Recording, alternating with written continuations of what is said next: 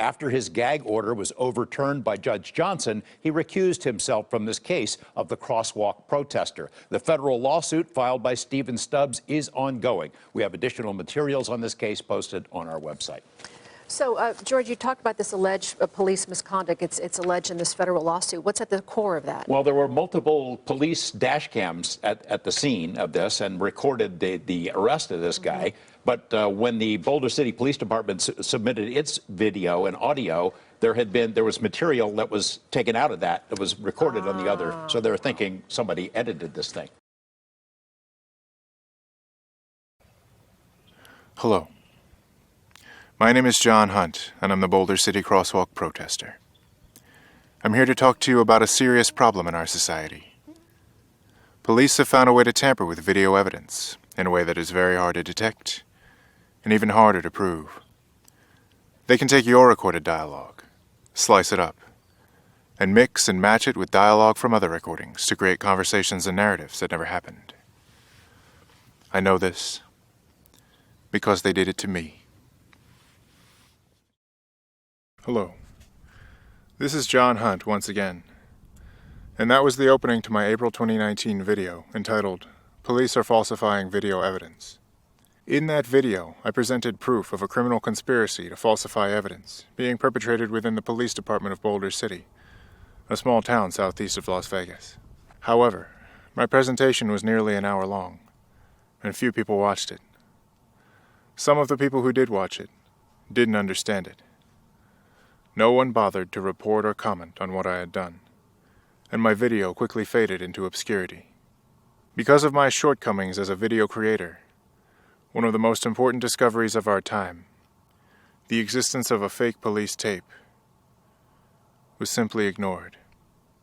I'm here today to summarize my findings, to present the key points, and to present some new information about the conspiracy that I previously withheld.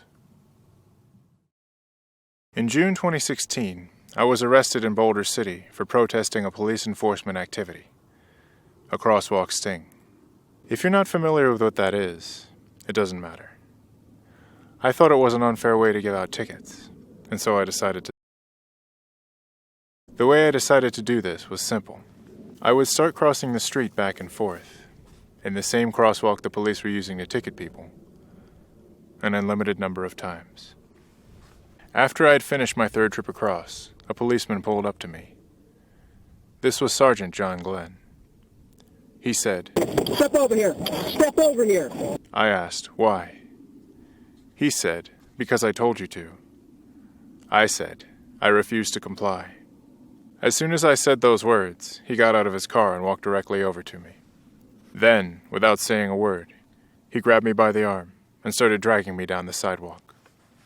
From the time he left his car to the time he put his hands on me, he didn't say anything. He never told me to turn around or put my hands behind my back. He gave me no chance to go peacefully. I was attacked without warning. But when I received the police video of that event, the dialogue of that interaction had been changed. The audio you're about to hear is fake. "Step over here! Step over here!" "Come here! Come here!"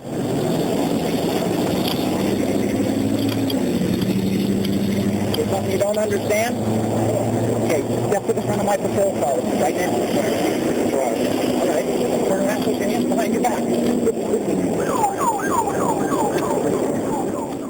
None of that happened. None of those words were said during that time. And I spent the last few years figuring out how to prove that to you. In October 2016, I uploaded a video to YouTube called Boulder City Police Are Falsifying Evidence. This video didn't really contain any proof of what I was alleging. But what it did contain was a recording of my memory of the arrest, and an explanation of how my memories differed from the fake police tape. This is what I remember. John Glenn pulls up. He says, "Come over here. Come over here." I ask, "Why?" He says, "Because I told you to." I say, "I refuse to comply." He walks across the parking lot, right up to me, doesn't say one word, grabs me by the arm, and he starts dragging me down the sidewalk. At the time, these were just claims. A hypothesis with a public timestamp. What I didn't realize when I made that video was that many pieces of evidence would become available later, and they would all confirm my hypothesis. The first piece of evidence I discovered relates to a surveillance video of the event that was recovered from a local business.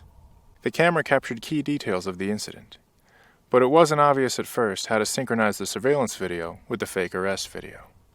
Nevertheless, I eventually figured it out.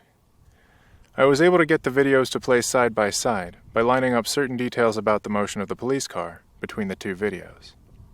Once I did this, I found that the action caught on the surveillance camera didn't line up with the fake dialogue on the arrest video.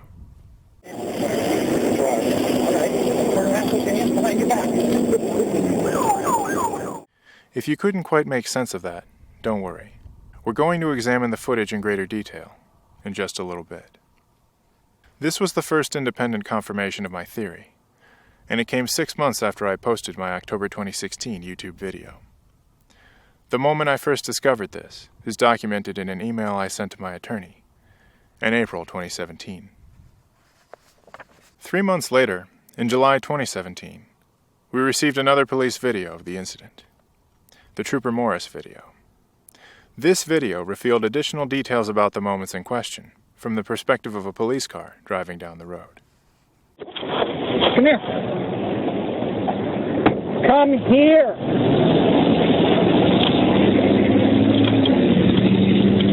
There's something you don't understand? Okay, step to the front of my patrol car right now. All right. Turn around, put your hands behind your back.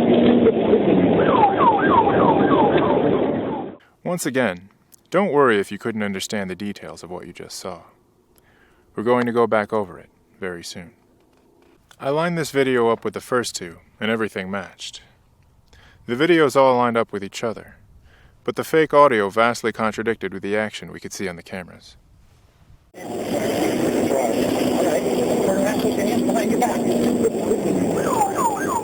To check that my work was correct, I sent all 3 videos to the National Center for Media Forensics in Colorado to be independently synchronized. The NCMF is a federally supported research center that specializes in audio and video analysis. The researchers at this center routinely work with government agencies like the FBI, CIA, and DHS. The NCMF lined the videos up, and they got the same result I did. And they said there was no reason to think the videos were out of sync with each other. They're right. The videos aren't out of sync, but the audio on one of them is fake. I had both videos enhanced as much as I could, and then I sent the enhanced videos, along with the NCMF synchronization, to a 3D animation studio. The 3D reconstruction we created is intended as a visual guide to help you make sense of what you're seeing in the raw videos. I'm going to play that reconstruction for you now. See if you can start to notice how the action being portrayed doesn't line up with the fake dialogue. Step over here. Step over here. Come here. Come here.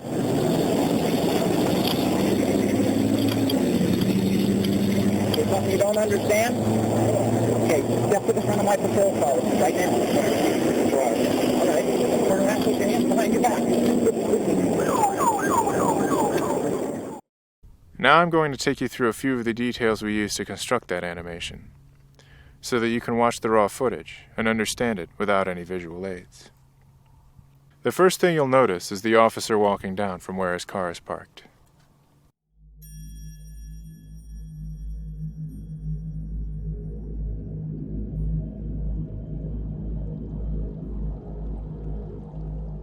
After that, you'll notice that he leans over and grabs my arm. You can see this by the abrupt motion of his torso in the Morris video.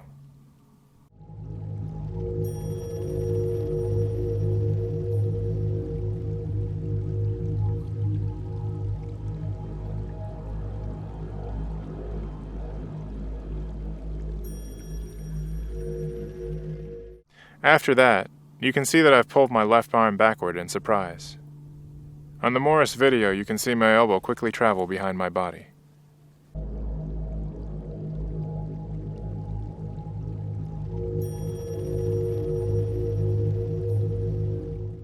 Finally, it's very easy to see that the officer is pulling on my partially withdrawn arm just before he steps down onto the curb. Now I'll play the reconstruction for you, followed by the enhanced synchronization. Come here. Come here.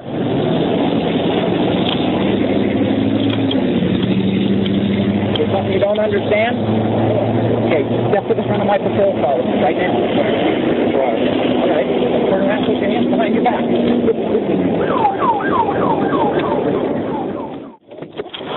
Come here. Come here.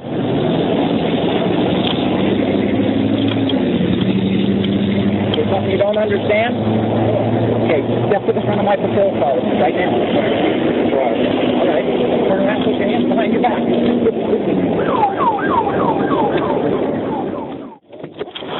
Come here. Come here.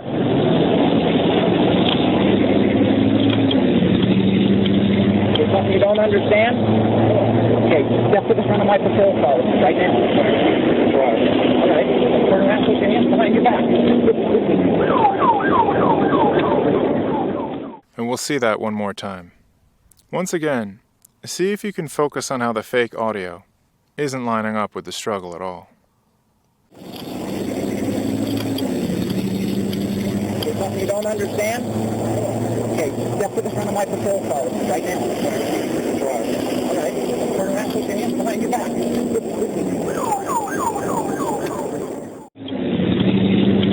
There's something you don't understand? Okay, step to the front of my patrol car right now. All right. Turn around, put your hands behind your back. In October 2016, I described the details of a moment that was covered up with fake audio. A moment that was captured on two separate video synchronizations, one of which I was not aware of, and the other of which I would not have access to for another 9 months after I created that video. He walks across the parking lot, right up to me, doesn't say one word, grabs me by the arm, and he starts dragging me down the sidewalk. There's something you don't understand? Okay, step to the front of my patrol car right now. All right. Turn around, put your hands behind your back. Step to the front of my patrol car right now. All right. Turn around, put your hands behind your back. You've probably noticed the sections of highlighted text that are overlaid on top of the reconstruction. In my April 2019 video, I described how the fake dialogue was constructed by illustrating where each piece of it was taken from in the original recording. Some viewers noted that my demonstrations for where each section of dialogue was taken from weren't as bulletproof as they could have been. And they're right. Better arguments exist for some of the points I was trying to make in that section of the video. I'm going to squeeze this a bit. This will increase the playback speed by about 14%. I'm going to add an equalizer. Let's see. All right, now if we play them together, they are much more similar.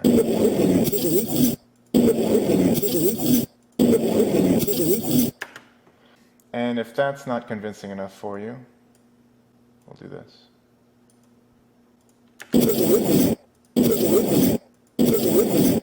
They play over each other perfectly. So what I'm showing you shouldn't be possible,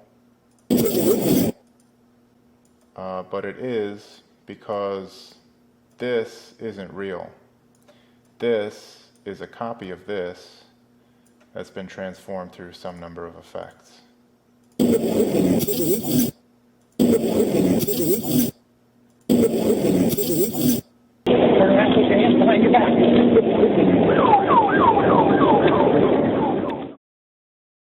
This next part is something I didn't want to do, Even as early as October 2016, I suspected that the officer who arrested me had to have been working with an accomplice to create the fake tapes. So here's the scenario we have. John Glenn is falsifying evidence, or he knows that someone else is doing it for him. It seemed too subtle and too sophisticated of a crime for a man like that to have committed it all by himself. What I didn't know was that a likely suspect would reveal himself within a year. In July 2017, we received a second version of the fake arrest tape. But what I noticed right away was that this recording, which was identical in every way to the first one, was marked as having come from a different police car. The first version of the fake tape said Unit 277 in the top left corner of the screen. The second version said Unit 281. So in the middle of a lawsuit, in which it is being alleged that this specific recording is in fact fake, this police department gives us an identical version of the same recording, with a different unit number on it. We thought this was very suspicious. Pretty much everyone thought this was very suspicious. So the city needed a way to explain how this recording got a different unit number on it. Enter Public employee. the city's IT expert. He came up with an explanation for the two numbers that seemed at least plausible. But I wasn't convinced. So I decided to take a closer look at this person. Here's a deleted scene from the first version of my April 2019 video, where I talk about Public employee. his qualifications as an IT expert.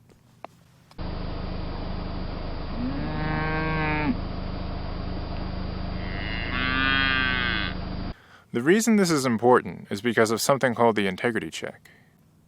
This is a technological safeguard that's meant to ensure that a recording uploaded into the police database can't be edited. The integrity check will go very in-depth on the video. It does so much as check the metadata on the video to make sure that nothing has been altered in the metadata. If any alterations have been made, anything's been attempted to be deleted or deleted, we're going to find out through the integrity check. As the metadata processes, it interprets and verifies that the footage is authentic. If it is authentic, it will pass. If the credentials do not match, showing that it's been edited or altered in any way, it will fail. Of course, the flaw in this system is that there's no way to be sure that the integrity check itself isn't being hacked. So when I received the second version of the recording I knew was fake, it came with a printout saying that it couldn't possibly have been edited. And the same system that said that it couldn't possibly have been edited also said that it came from a different police car. And the person who explained how this same recording came from a different police car just happened to be a Public employee. who was also in charge of maintaining all the police cameras in the city. Now, all of that together doesn't necessarily mean that Public employee. is the one who created the forgery and hacked the integrity check. But it does mean that he has all the access and all the that someone would need in order to do those things. I'm going to play you some clips from the Public employee. deposition that will hopefully paint a better picture for you. And I'll try to let you decide what you think is happening.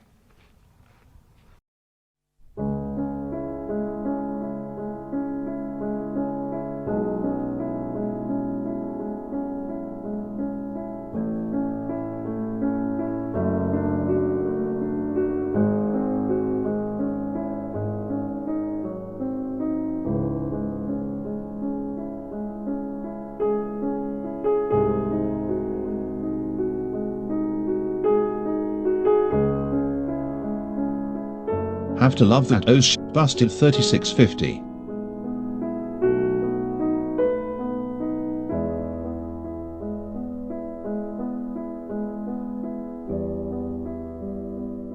At 3856 you see he acknowledged he f***ed up.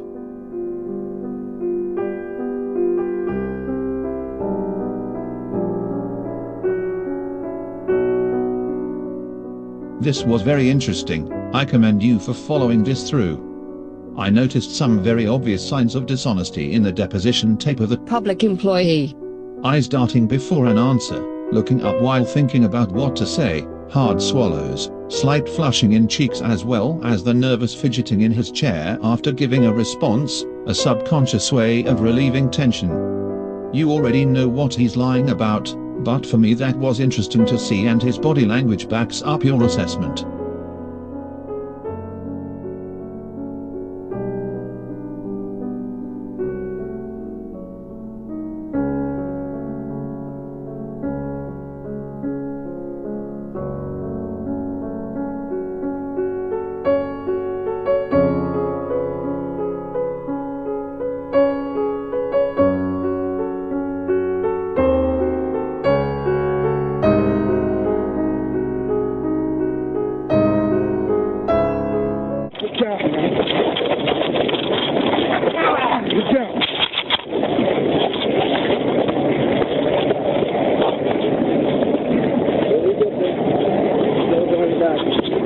Put your hands behind your back. Hands on your stomach.